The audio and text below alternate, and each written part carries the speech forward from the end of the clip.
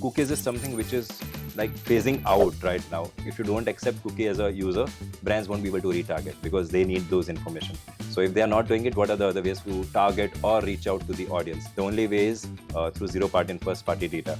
The more you use the data, the more you can segment, the more you can personalize. So progressive profiling is like ask for just basic details first, and on the second pop-up you ask for the additional details if they want to go ahead and share it. You need to make sure that you send something personalized to your subscriber, right? Personalization is not about just knowing the name. It is more about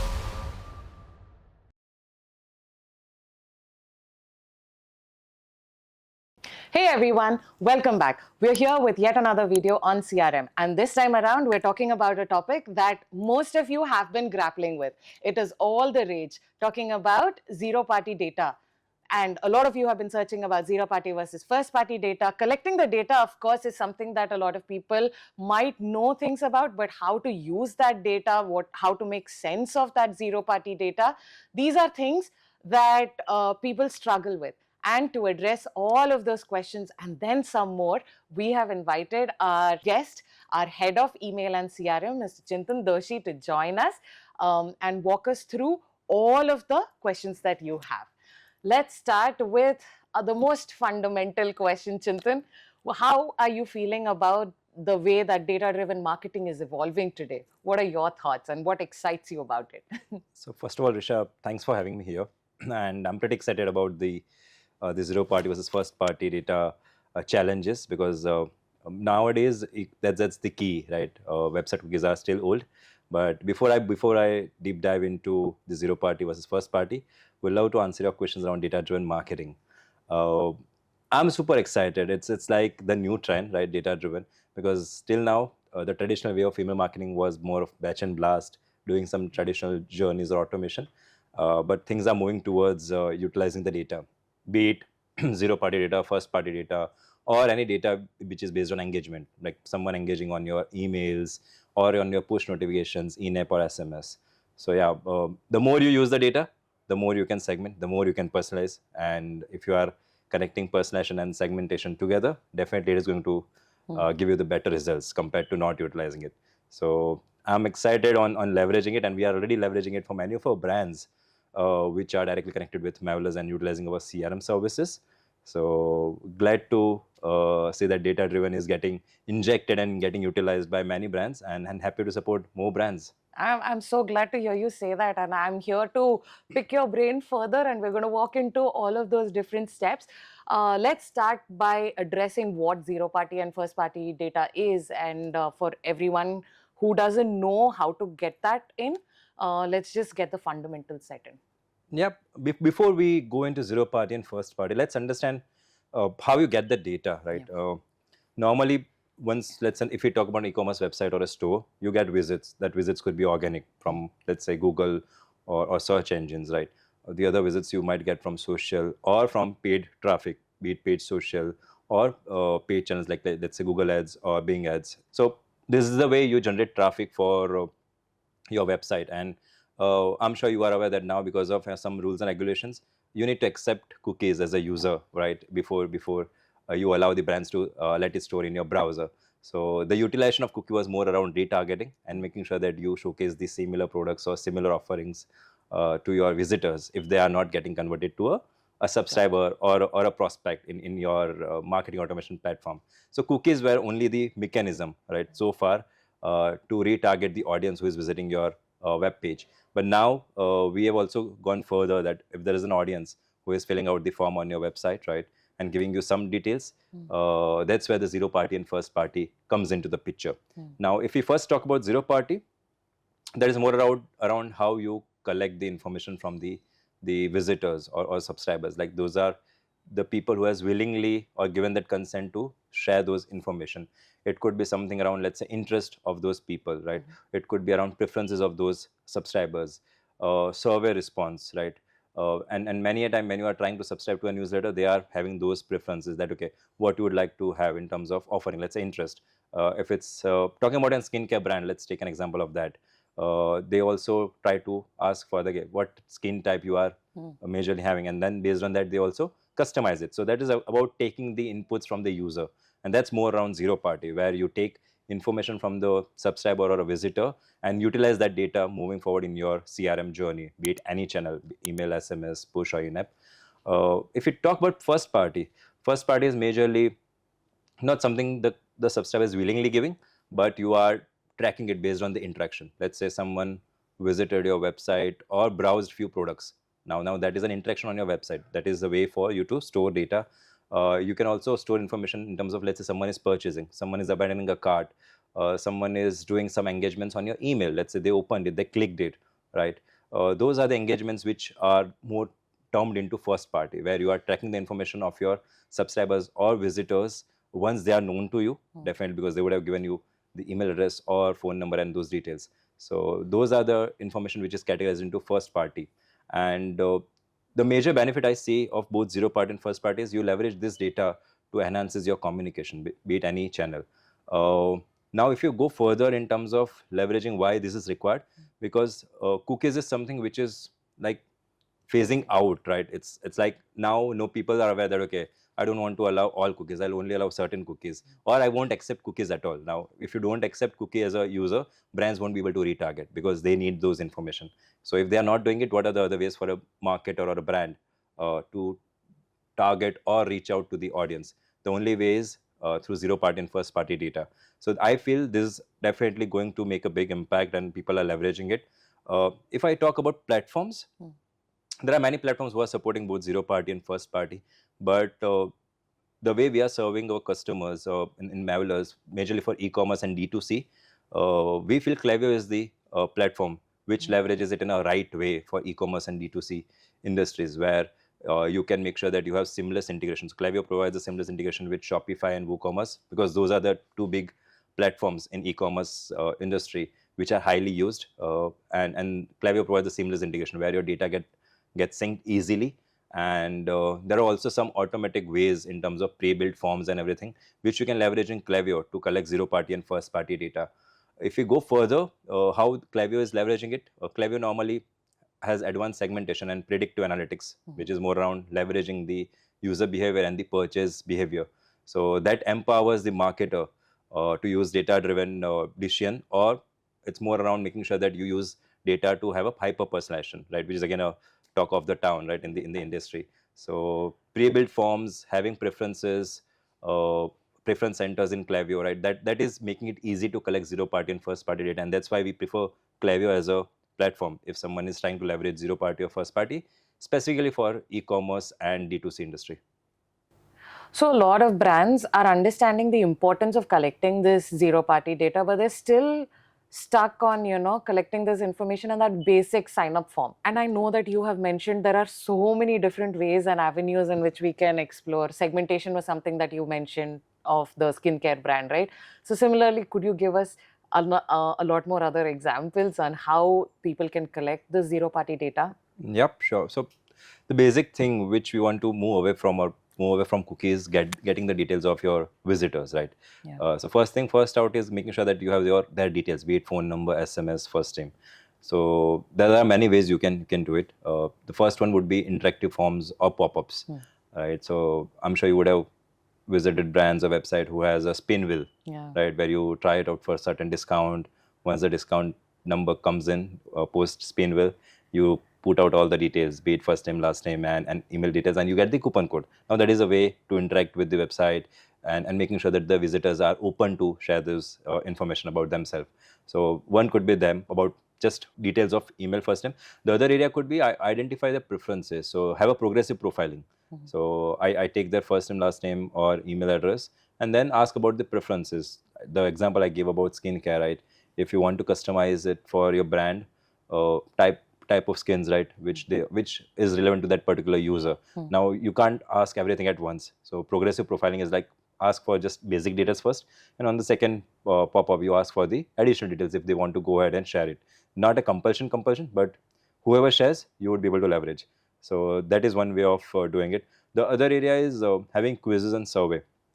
Once the user is within your system, right, try to run some quiz on email or on websites, right? Let's say they are visiting a page, have a pop-up after certain time duration, right? Let's say certain seconds they spent on a page, and where you can ask about, let's say if I talk about a fitness brand, right, what's the ideal work routine? Now that is more around knowing more about your subscribers and knowing more about audience. So that is also one way of gathering the first party and zero party data. So if I just categorize this, it will fall more into zero party because we are trying to get the details from the customer or the subscriber. The other one is preference centers, right? So not majorly all the brands are using it. They only have unsubscribe as an option at the end of the Yeah. footer section of email. But ideally, we recommend that you should have preference centers, because that is one way you can take the preferences. That, okay, what type of content the subscribers are willing to read from the brand, be it, let's say, promotional or educational, or it's more around just a company updates or brand updates. So giving that preferences, you save that subscriber, right? And that also helps in terms of not spamming or bombarding them with too many emails, because nowadays, as everyone is aware, that inbox are crowded. True. You should not just overdo things.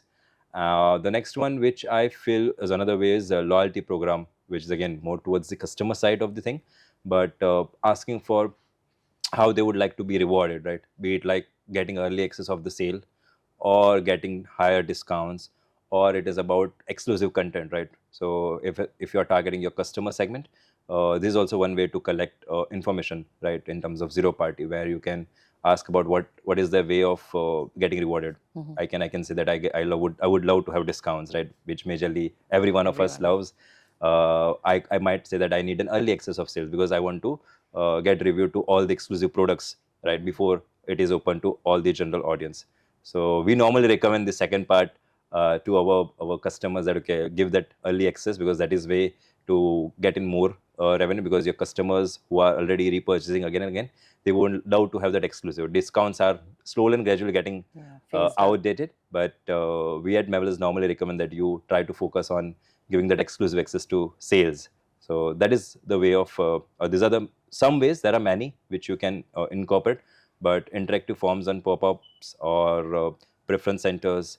The third one could be loyalty program rewards, right? Or the fourth one is quizzes and surveys. So if you try to incorporate this into your websites and emails, you would be able to get zero party data. Collect is not only the one thing, right? You also need to make sure that how you leverage and utilize it in your campaigns, journeys, automation.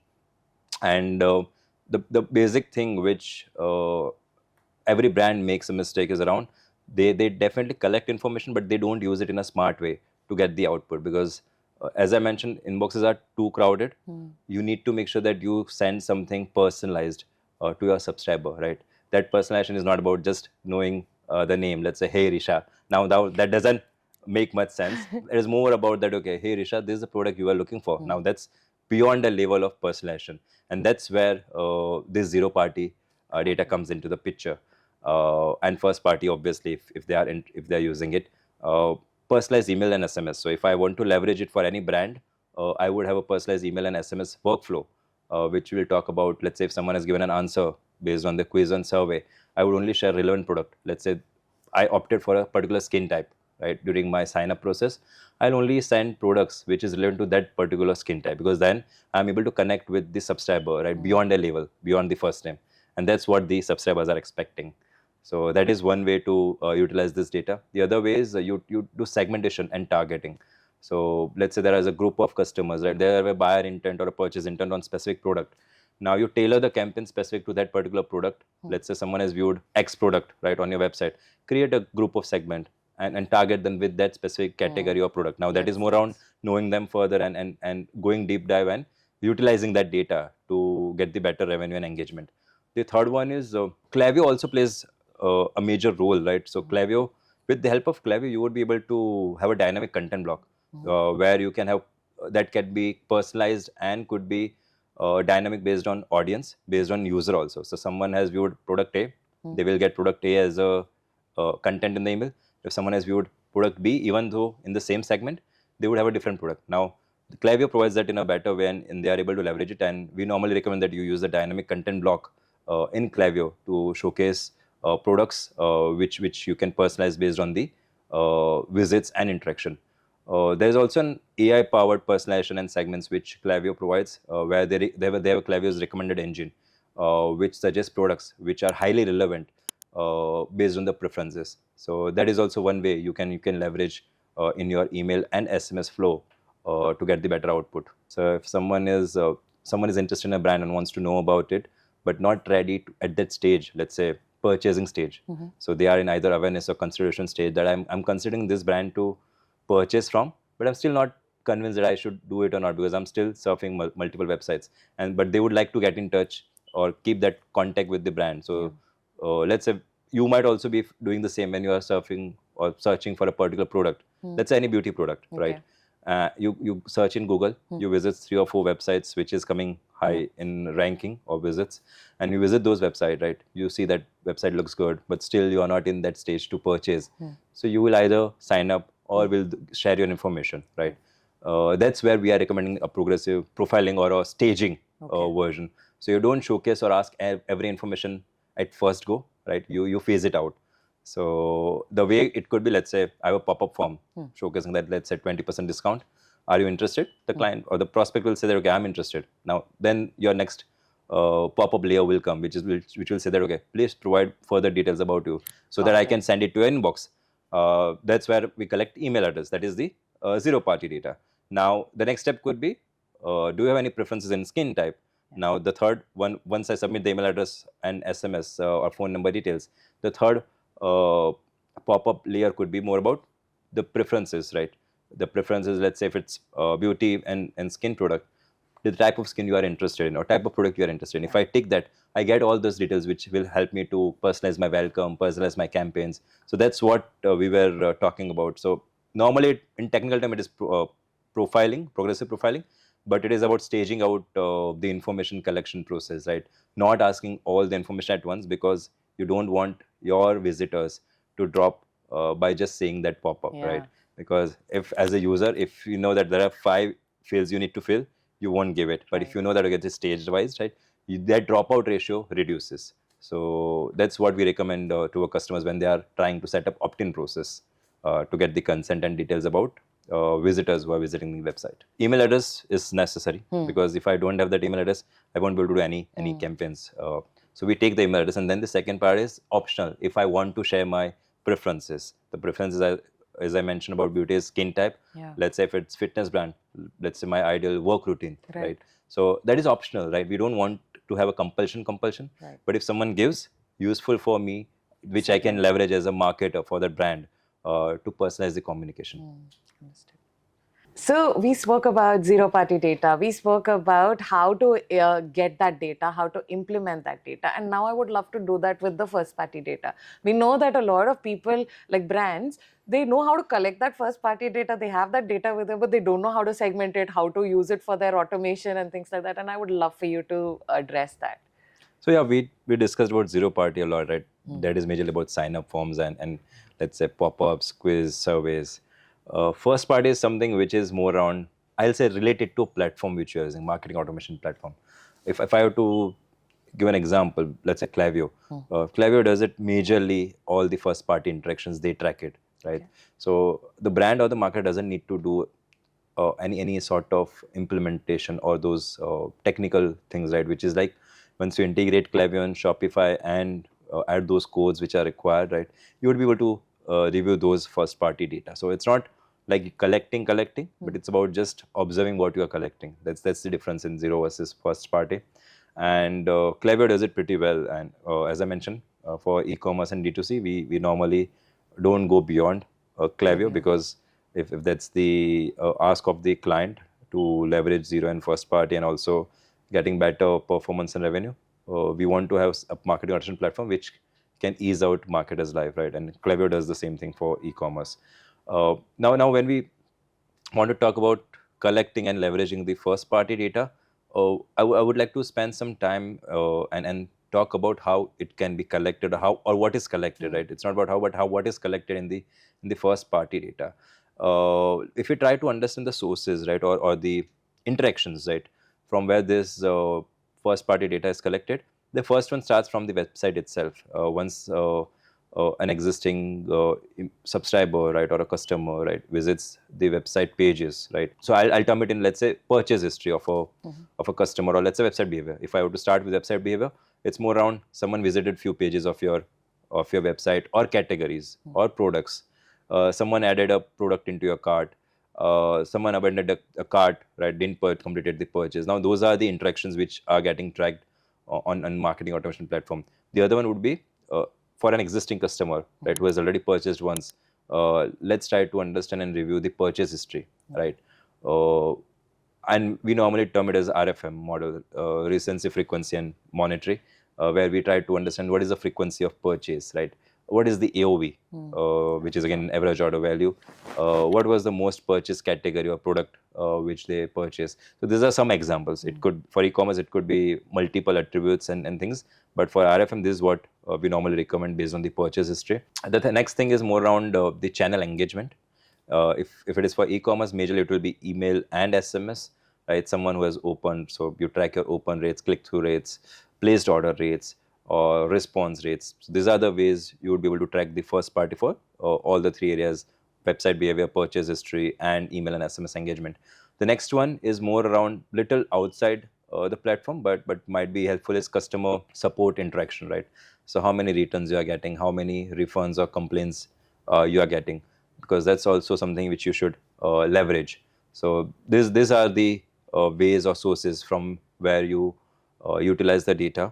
Once you have those data already in the platform, the next step is leveraging it in your campaigns and automation. So we can go through few examples of the automations of workflow which e-commerce or D2C brands normally implements. The first thing first, the basic one, it's the abandoned cart, right?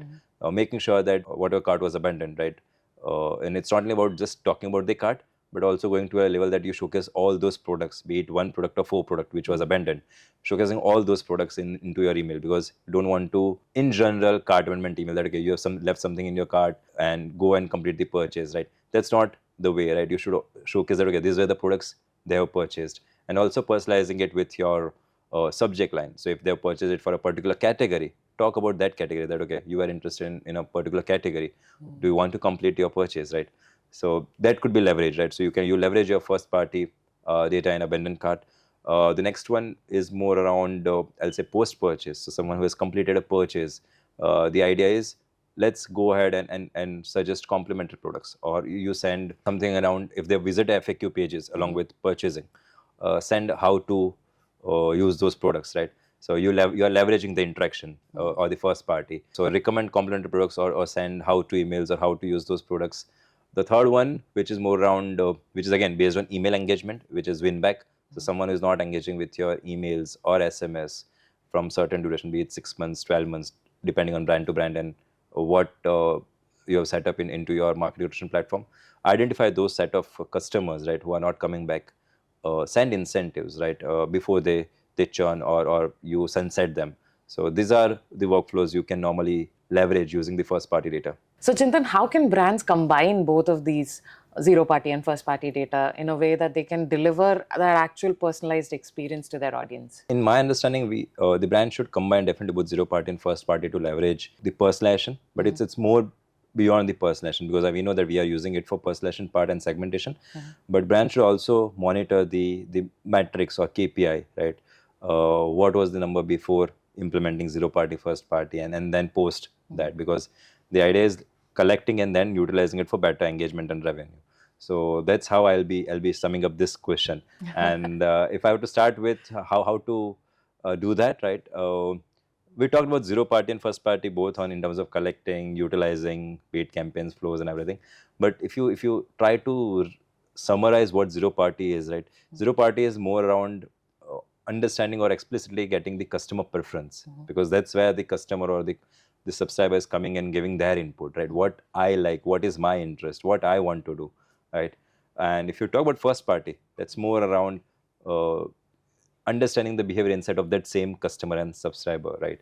So both of things are different, right? Because the other one, the first part is more on browsing history, abandoned cart, and all those, which is about interactions or activities your customer or subscriber is doing. Now, when you combine both, right, it allows you to dynamically target the audience, right, based on the segmentation, obviously, to personalize product, right? That is one thing. Personalization could be one, let's say, either based on my input, if it is zero party, or it could be based on products I have seen, which is first party, right? So that could be one way. The other could be recommending the right products, right? Again, that could be based on the categories I have seen, or the type of skin, or let's say the type of gym routine I have, right? That is again an input. So you can leverage both zero party and first party depending on how you are planning to utilize it. You can also use, Klaviyo has that option of utilizing it in both the angles, right? They provide a dynamic content block, as I mentioned. It's about product recommendation. Now that is more around what products you have seen, what products you have browsed, what products you have tried to add into cart, showcasing it, right? That is more into leveraging the first party and zero party both. So if I'm interested in category A, a category A product would be showcased to me based on my input. So Klaviyo definitely is something which is leveraging it, and there are also other marketing automation platform which are providing. But for e-commerce, the sync and everything is much ahead than other platform. Moreover, we why we feel Klaviyo is more relevant in terms of leveraging both zero and first party, because it has predictive analytics, right, which is more around try to understand what is the customer lifetime value, right? Try to also see what is the possibility of churn risk of that particular customer or subscriber. Try to also gauge what could be the next purchase date of that customer, because based on their previous or purchase history, right? So that's where Klaviyo is coming into the picture and playing that role, and these are more around the first party interaction, right? So you leverage it to set some targeted campaigns, right, using Klaviyo, or automation for better engagement. Now, as a brand, when you have both option of leveraging zero and first party data, you want to make sure that you automate your retention campaign, because retention is the key in e-commerce, right? No matter how many new customers you are bringing in, if you are not able to retain your existing customer, that's always a Money concern. wasted. So retention campaign based on the insights, right? Be it, let's say, offering discount, right? Or let's say loyalty incentives, or it could be for high value customers, right? If you want to give rewards or give, let's say, loyalty incentives to high value customer, that is again leveraging the zero party and first party data, both based on the purchase history, based on the lifetime value, right? You are customizing this audience. But I would also love to give some advice or recommendation to brands, right? Because it's, when you collect data, there's also a responsibility of using the data in right way, right?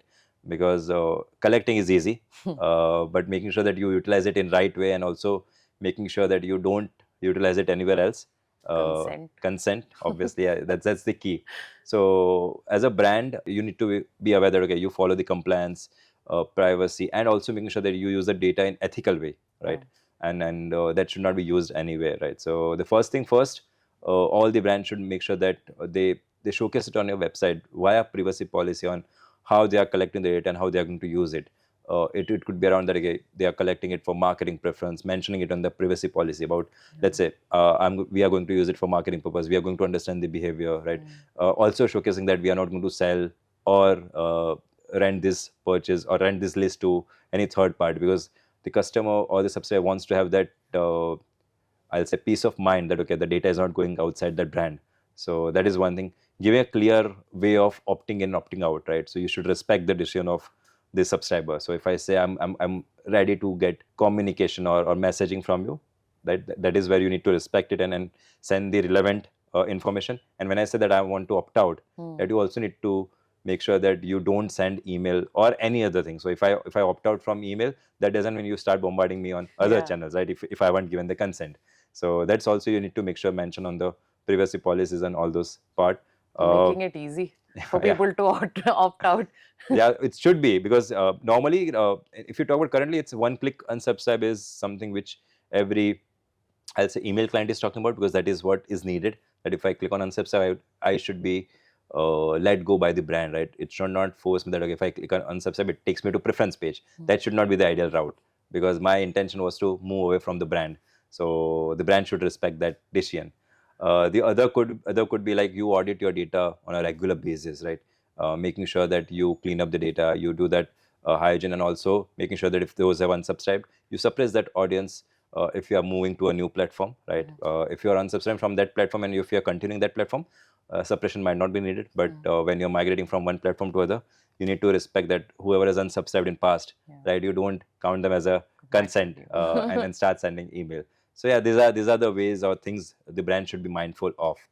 Along with this, everything comes at the center of the output, right? So no matter how much I leverage zero party or first party, if you don't have a mechanism to see if it is making any impact, right?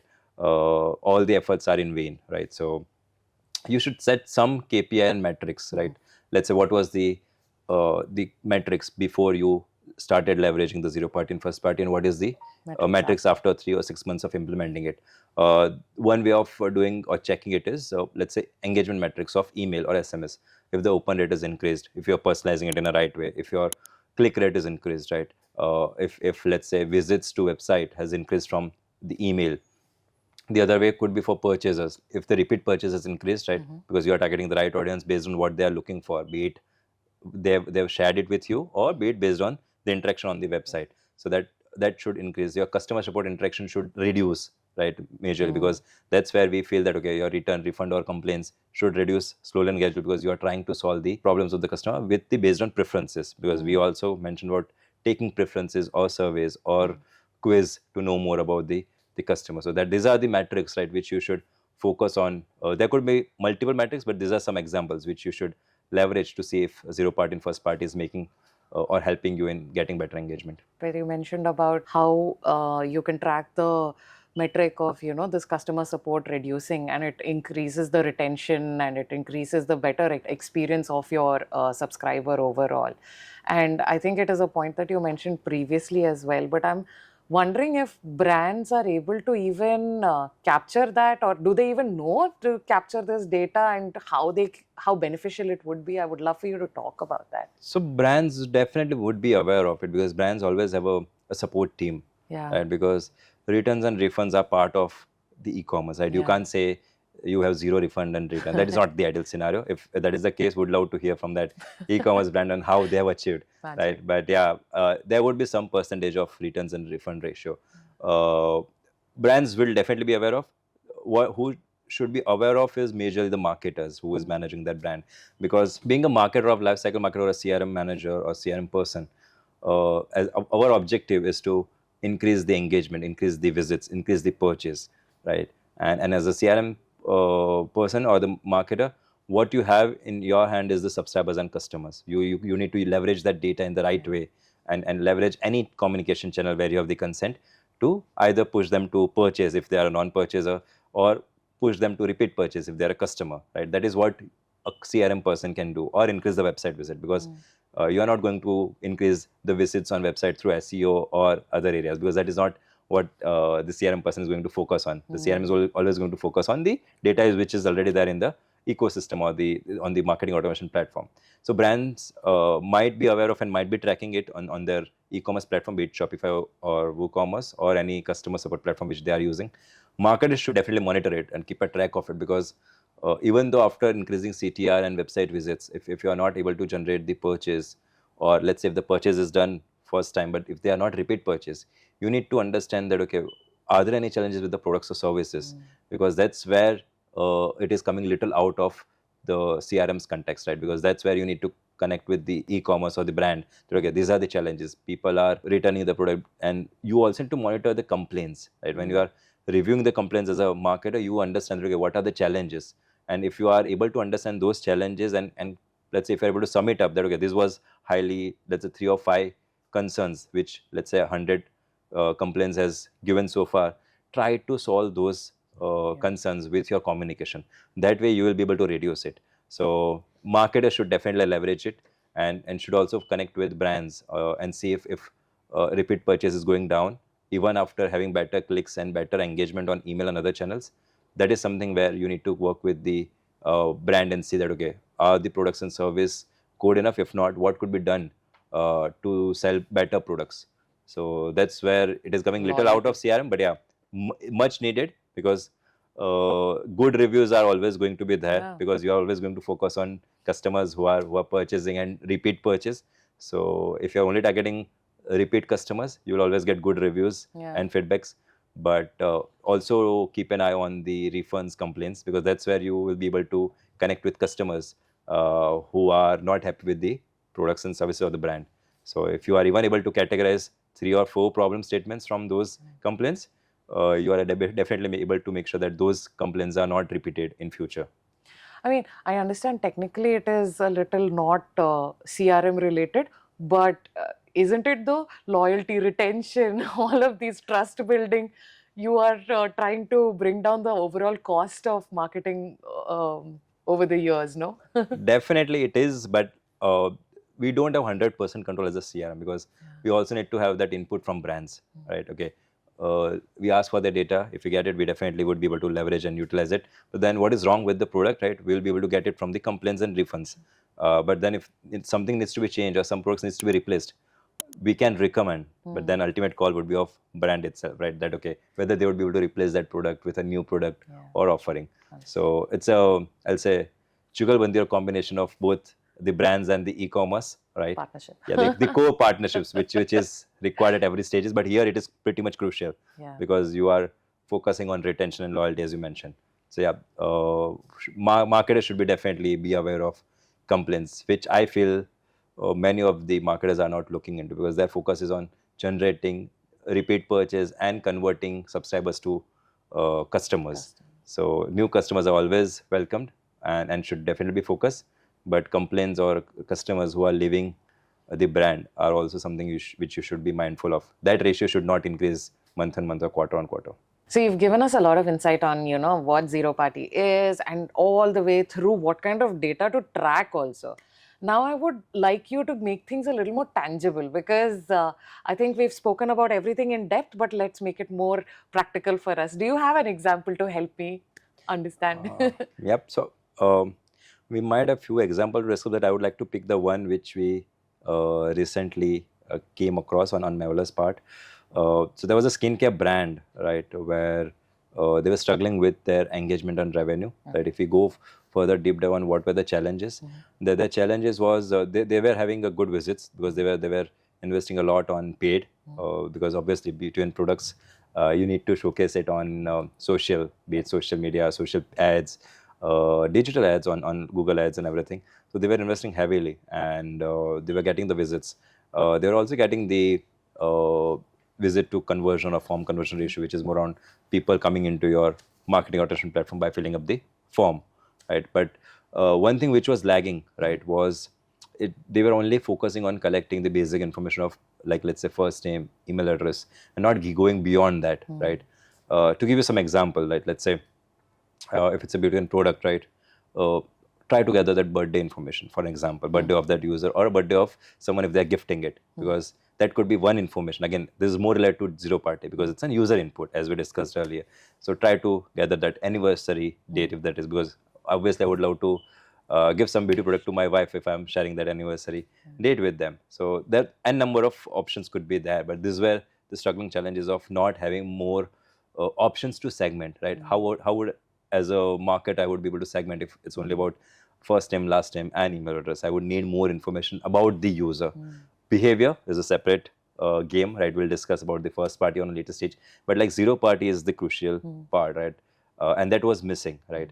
And we also are mindful that we don't want to ask everything upfront, right? So we don't want to bombard everything on the opt-in pop-ups.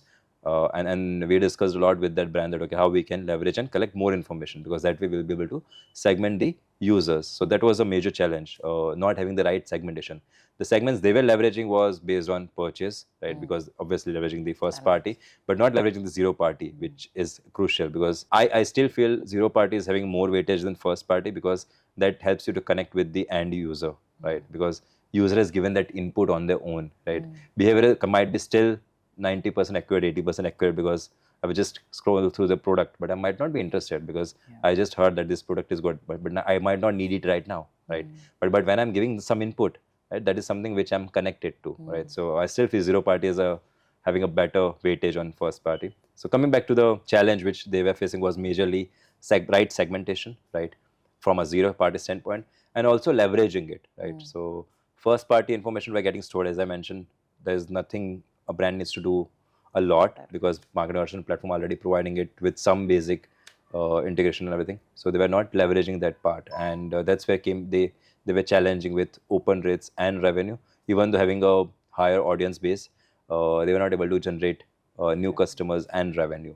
So that's where they came to us with this problem statement on how we can help them in increasing the purchase, website visits, or also help them increasing the revenue. So we did a complete roadmap for them. We went on a discovery session. We understood their pain area. We also understand the pain area of their customers, right? What information they are sharing, and they didn't have that information. The only information they were able to have was through the customer support interaction, right? So if someone is interacting with the customer support, they might be sharing that information. But apart from that, they were not leveraging it. So even though they were customers, they might only have that address and all those information which is about related to delivery, but not something which they should focus on, because that there is like mandate. You will need the delivery address to deliver the product. We went on a discovery session. We created a roadmap based on that discovery session for 6 months game plan. We started optimizing their forms. We started optimizing their emails, because once we start getting more zero party data, the idea was to segment it. And once we segment it, we want to leverage those attributes and fields into the email. So we personalize the emails, we personalize the product recommendation. So even if I talk about their let's say welcome series, right? We clubbed welcome along with the product they have browsed, right? So giving that personalized feeling, right? So their welcome series was more of a static welcome, right? Just giving a discount. We focused on more on giving also a product recommendation along with the discount, so that they know that again the brand is trying to showcase products which they have browsed on. Then we also focused on using the Klaviyo's dynamic content in terms of recommended products, right? The best selling products along with the reviews. So we showcased the reviews count which were there on the website, and also leveraging it for the audience, so that the customers are able to see that these are the best selling products which customers are buying on their websites. So again, trying to use the first party and zero party data. We also recommended them implementing collecting birth dates, or let's say anniversary date, right? On that part, right? On the it is not mandatory that you provide it on the opt-in form, but if someone is already purchasing, right, there if you can have an optional field, whoever provides, you are at least gathering that information. You can have a birthday flow, right, which is again not a traditional workflow which everyone would be having, because you need to have that data in order to set up the birthday flow and again the anniversary flow. So objective of those flow was reminding them at least 1 month or 45 days before, for your birthday this is a special discount. That way increasing the revenue, because we were anyhow not going to notify if you are not aware of the birthday. If it's about anniversary, gifting ideas that okay, give these products to your closed ones, or your wife, right, whoever it is. So we were able to recommend that with better discounts, and this way we were able to increase their open rate from around 20 to 25% increase in the open rates from their previous benchmark.